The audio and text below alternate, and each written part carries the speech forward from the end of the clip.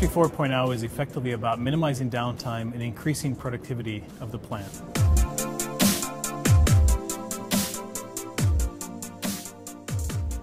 We're talking about the future of manufacturing here today at the MC² conference, and I'm with Matt Jennings of Bosch Software Innovations. Thanks for being here, Matt. Thank you. Thanks for having me.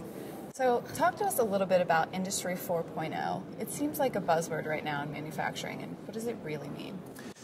It is. Industry 4.0 is a German-based initiative, and it's really focused on the evolution of industry and manufacturing as we've evolved to the Internet of Things.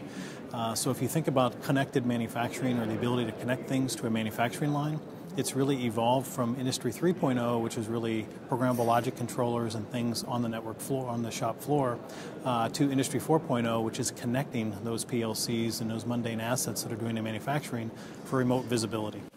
So what are some of the benefits? You alluded to one, visibility. What are some of the other benefits? Well, if you think about it in a traditional sense, you would need to be on the floor to really understand what's happening in the factory environment. You'd need to look at that human interface that might be on a machine, or you'd have to walk the floor and really understand the noises that it's making, or some of the visibility, or maybe the temperatures of some of the assets.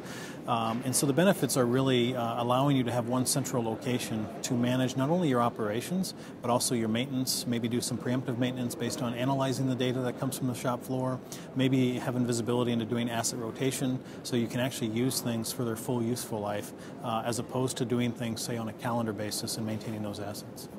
Now, how many manufacturers are really at that point right now, or how much further do we have to go before manufacturers fully embrace this concept? You know, I recently read an article that reflected about 10% of manufacturers are connected. I think that's a overstatement of what we actually see. I think it's probably something far less than that. I think we're starting to see some things, downward pressure in the opportunity to connect, meaning that your network devices, your sensors, those things that allow you to connect to those assets, is allowing more assets to be connected, whether it be through a local network connected via a wire, whether it be a wireless network, or whether it be maybe a cellular or some other wireless network. And financially, it seems like it's a lot easier to get started. It is. You know, 10, 15 years ago, it was really cost prohibitive to start because the economics just didn't make sense for the value that you would receive from implementing a solution such as that. What you see now is things that are in the dollars to implement. So you might have a wireless module that can send data. You might have a small sensor that can send data that is only pennies as opposed to what used to be $30, $40 for that sensor 15, 20 years ago. So now the economics have come down as such that you can instrument those assets in a really reasonable way that allows you a cost advantage. Talking about cost and finance, how do you really connect this to the business enterprise? Well, one of the things that we often focus on is looking at the enterprise and what the value statement to the enterprise will be first. And that allows us to drive the appropriate technical discussion throughout the organization. Oftentimes we see organizations that are making a connection and collecting the data without really an understanding as to how they're going to share that data across the enterprise. And we like to reverse that discussion and really start to talk about business process reengineering, business process integration of data, and that really allows us to understand what assets to connect, what data to receive, and then how we want to process that data. So how do you build in the ROI factor? Well, when you start to focus on ROI and return on investment, you first need to identify, what business needs are you trying to solve and what business issues can you impact with having this data available. That'll allow you to start to assimilate an understanding of how you make this connection. And so that then outlines the cost. So you start to understand, how much data do I need? What data environment do I need? How much storage? What network am I going to proceed on? What network equipment do I need to process that data? Are there firmware updates that I need to perform on my PLCs or gateways that they'll communicate to?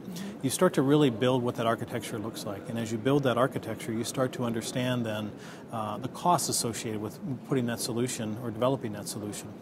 That then allows you to compare that against the perceived benefit to the organization. And oftentimes, we're working with a controller of a facility or a CFO to really understand what are the relative costs and what's the cost savings that you will receive and the benefit from doing preemptive maintenance. What is, if we eliminated 3 or 4 hours of downtime, what is that expense to the organization and what impact does it have? So we're looking at it more holistically, so we understand from a controlling standpoint what's the tangible, quantifiable benefit, and also what's the cost. And we're able to drive out that return on investment quite quickly. So what do you see as the biggest challenge in reaching this Industry 4.0 vision? Well, I think you need to have organizations really embrace the opportunity to pull data into the organization. You know, a lot of these manufacturing organizations are somewhat static. You know, they might do machine replacement every few years. They might do upgrades. Oftentimes the machines that they currently have are what I call lazy assets. Maybe they don't have any intelligence, you know, resident in the equipment. And it needs to evolve to the point where the machine manufacturers are adding logic to those to that equipment to allow it to communicate and allow the appropriate data to be generated, and then also the ability to have platforms like the Bosch platform enabled to be able to pull that data off the shop floor and be able to process that data. So I think it's going to be a slow evolution to get to the point where we have a larger than 10% implementation rate across the shop floor. Well, thank you for talking with us today. Great, thanks for having me. And thank you for watching. This has been Whitney Brown for IMTS TV.